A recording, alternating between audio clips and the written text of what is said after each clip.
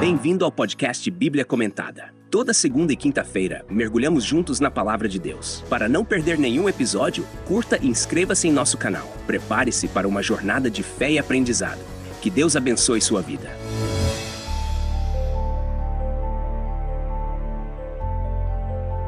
Gênesis capítulo 29 nos traz a sequência da jornada de Jacó, após sua experiência marcante com Deus em Betel. Ele está fugindo da ira de Esaú, mas ao mesmo tempo seguindo em direção à terra de seus parentes, onde sua mãe, Rebeca, lhe havia sugerido que encontrasse uma esposa.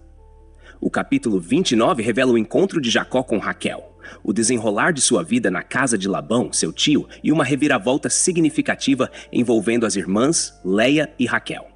A narrativa começa com Jacó chegando à terra do Oriente, mais especificamente próximo de um poço onde pastores estavam reunidos com seus rebanhos.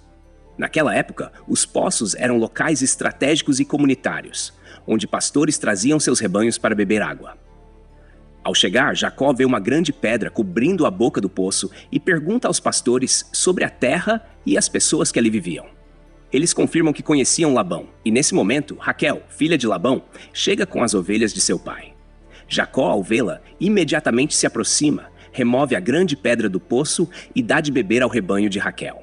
Depois, emocionado, ele se apresenta dizendo que era parente de Labão, filho de Rebeca.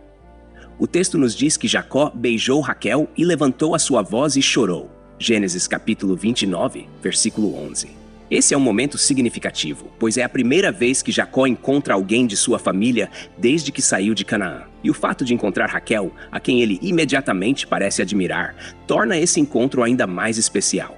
Raquel corre para contar a seu pai, Labão, que Jacó havia chegado. Labão, ao ouvir sobre o sobrinho, corre para recebê-lo, abraçando-o e levando-o para sua casa. Jacó conta a Labão tudo o que havia acontecido até aquele momento, e Labão o acolhe dizendo: verdadeiramente és meu osso e minha carne. Gênesis capítulo 29, versículo 14. Assim, Jacó permanece na casa de Labão. Após um mês, Labão percebe que Jacó é um trabalhador habilidoso e sugere que eles estabeleçam um acordo. Em vez de Jacó trabalhar de graça, Labão pergunta qual seria o salário que ele gostaria de receber. Aqui, o texto faz uma pausa para nos informar sobre a situação familiar de Labão. Ele tinha duas filhas, Leia, a mais velha, e Raquel, a mais nova.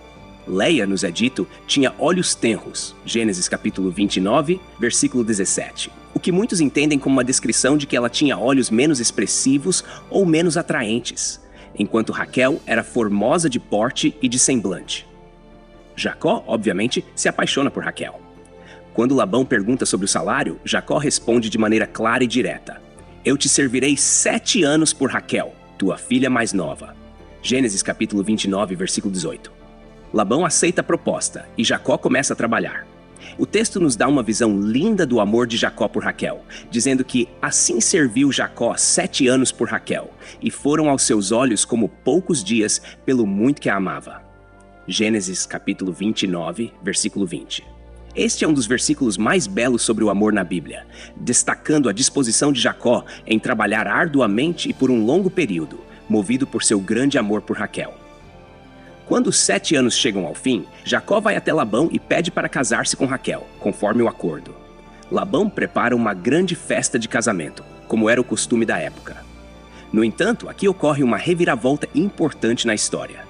Durante a noite, Labão engana Jacó, trazendo Leia em vez de Raquel como sua esposa.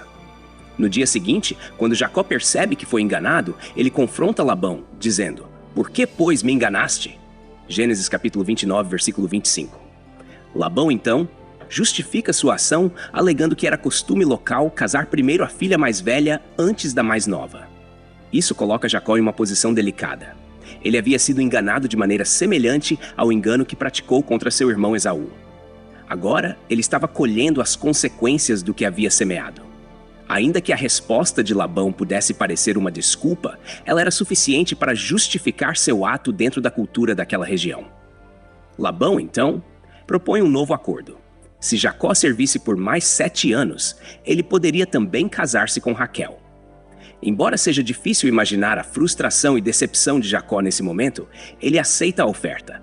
E após completar a semana de celebração de casamento com Leia, ele se casa com Raquel também, mas teria que trabalhar outros 7 anos por ela. Assim, Jacó agora tinha 2 esposas, e isso criou uma dinâmica complicada e de conflito dentro da família. Algo que se desenrolaria ao longo das próximas gerações. A narrativa, a partir desse ponto, começa a focar na rivalidade entre Leia e Raquel. Leia, embora não fosse amada como Raquel, começa a ter filhos. O texto nos diz que o Senhor viu que Leia era desprezada e fez-lhe fecunda. Raquel, porém, era estéril. Gênesis capítulo 29, versículo 31. Isso demonstra a compaixão de Deus por Leia. Mesmo que Jacó a amasse menos, Deus abriu sua madre para que ela pudesse ser mãe. Leia dá à luz 4 filhos: Ruben, Simeão, Levi e Judá. Cada nome dos filhos reflete a esperança de Leia de ser mais amada por Jacó. Ruben significa eis um filho, pois Leia esperava que Jacó finalmente a visse com carinho por lhe dado um primogênito. Simeão significa ouvido, refletindo a crença de Leia de que Deus ouviu sua aflição. Levi significa apego, na esperança de que ao dar 3 filhos a Jacó, ele se apegaria mais a ela. E Judá significa louvor, pois finalmente Leia reconhece a bondade de Deus em sua vida e o louva por seus filhos. A importância do nome Judá é especialmente notável, pois seria a partir dessa linhagem que viria o Messias, Jesus Cristo. Mesmo em meio a uma situação de engano e dor, vemos Deus trabalhando de maneira soberana e graciosa, trazendo bênçãos a Leia e, por meio dela, estabelecendo o caminho para a vinda do Salvador. Este capítulo nos ensina muitas lições valiosas. Primeiro, vemos como o engano que Jacó praticou em sua juventude voltou para ele, mostrando o princípio de que colhemos o que plantamos. No entanto, também vemos a fidelidade de Jacó ao trabalhar com dedicação por Raquel, o que nos lembra que o amor verdadeiro é paciente e perseverante. Além disso, a história de Leia nos ensina sobre a misericórdia de Deus em meio à rejeição. Mesmo quando nos sentimos desprezados ou insignificantes aos olhos das pessoas, Deus vê nosso sofrimento e nos abençoa. Por fim, o capítulo 29 de Gênesis nos mostra que, apesar das falhas humanas, Deus continua trabalhando em meio a situações mais complicadas para cumprir seus propósitos eternos. A linhagem de Jacó, por mais tumultuada que fosse, se tornaria a fundação das 12 tribos de Israel, e de Judá viria o Redentor do mundo. Deus, em sua sabedoria, transforma nossas lutas e enganos em oportunidades para revelar sua graça e propósito. Obrigado por acompanhar o podcast Bíblia Comentada. Texto e produção Douglas Vieira. Trilha sonora 50 Sounds, faixa The Awakening. Música por 50sounds.com, voz ChatGPT 4.0. Bibliografia. Comentários expositivos Hernandes Dias Lopes, editora Agnos.